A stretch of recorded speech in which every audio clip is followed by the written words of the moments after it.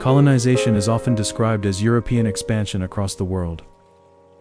But at its core, colonization was not only a political or economic process. It deeply transformed human life, physically, culturally, and intellectually. To understand this transformation, we must begin with the philosophical ideas that shaped the colonial worldview. Ideas that made domination appear reasonable, natural, and even morally right. Modern colonial thinking can be traced to two influential European philosophers, Francis Bacon and René Descartes. Bacon believed that the purpose of knowledge was control. He argued that humans should conquer nature through science. Nature, in his view, was passive and existed to serve human interests. This idea made scientific inquiry inseparable from domination. Descartes reinforced this worldview by separating the mind from the body, a concept known as Cartesian dualism. In his philosophy, the mind is superior, rational, and human, while the body and nature become mechanical, measurable, and controllable. Together, these ideas justified a hierarchy: humans above nature, Europe above the rest of the world, and certain groups of humans above others. Once the idea of conquering nature became accepted, it gradually expanded into the idea of conquering societies. If nature could be reorganized and mastered, then colonizers believed that so could the people living on the land. Once this idea took root, it reshaped not only how colonizers viewed the land, but also how they justified transforming the people who lived on it.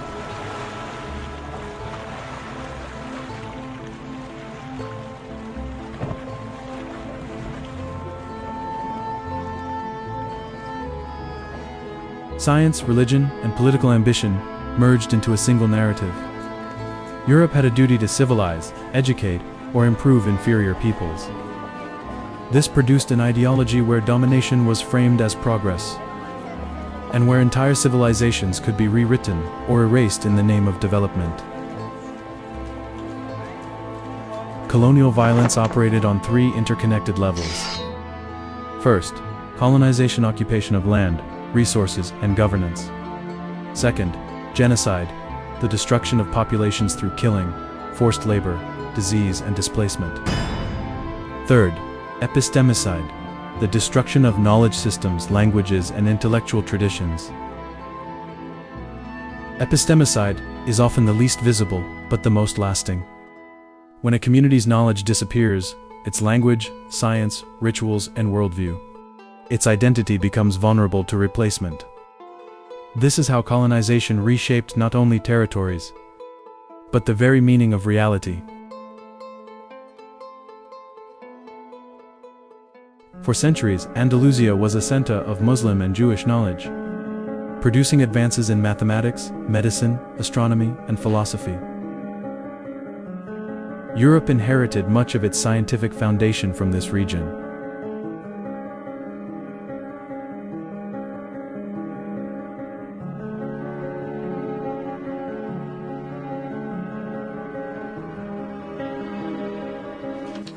But during the Christian Reconquista in the late 15th century, this intellectual world was systematically destroyed. And this destruction didn't happen quietly. It unfolded through a series of violent cultural purges.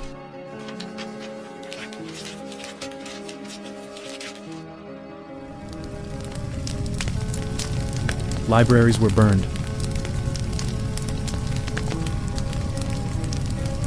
Arabic and Hebrew were banned.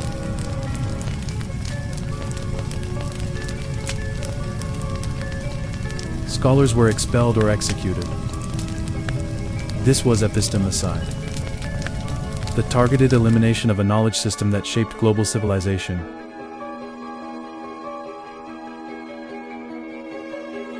And this pattern of erasing entire intellectual traditions did not stop in Iberia. It expanded across the Atlantic, confronting another world of advanced knowledge.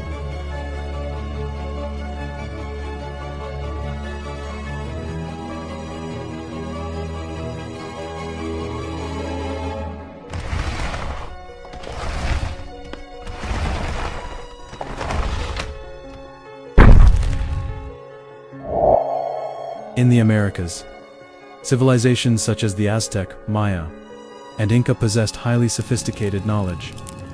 Their calendars, architecture, agriculture, and astronomy demonstrated deep scientific understanding. But colonizers dismissed indigenous knowledge as superstition. Spanish missionaries burned thousands of codices, books that contained centuries of scientific, historical, and cultural information. Indigenous languages, cosmologies, and scientific traditions were replaced by European systems. The purpose was clear: to erase existing knowledge and replace it with colonial authority. This too was epistemicide.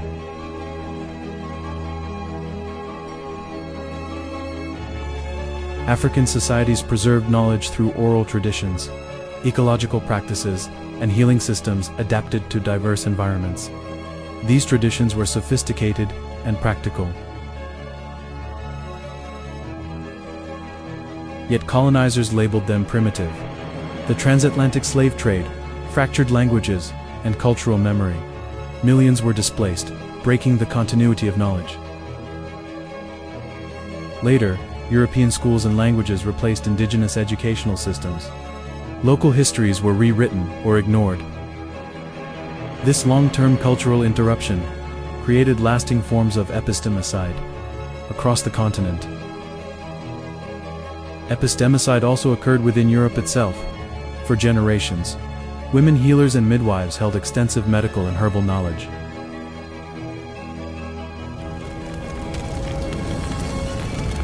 During witch hunts, these women were persecuted. Their knowledge was criminalized and replaced by male-dominated medical institutions. This gendered epistemicide shows that the colonial mindset, the belief that some knowledge is valid and others are not, operated even inside European societies. Colonial ways of thinking did not end with political independence. They continue today in more subtle forms.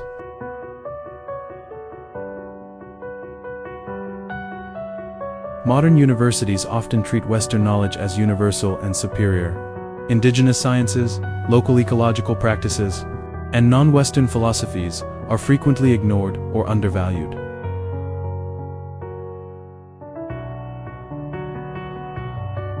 This is called soft epistemicide. The slow erasure of knowledge through academic standards, publishing systems, and institutional power.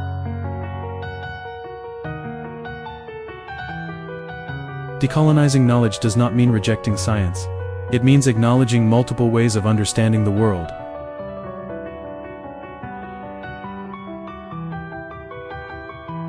Colonization reshaped humanity not only through physical conquest, but through the destruction of knowledge. To rebuild intellectual diversity, we must recognize the value of suppressed wisdom and restore the knowledge systems that colonialism tried to erase.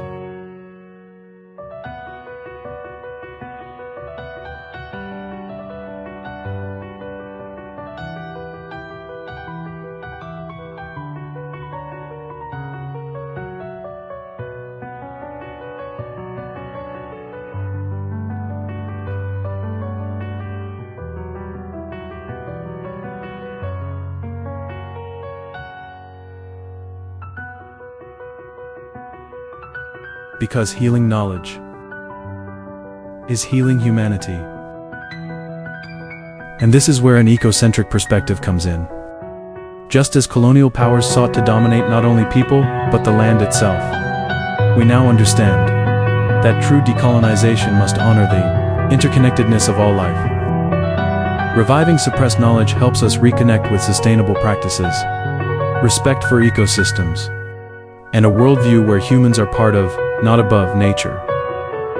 By restoring these lost ways of knowing, we are not only reclaiming cultural heritage, but also cultivating a future where humanity and the earth thrive together.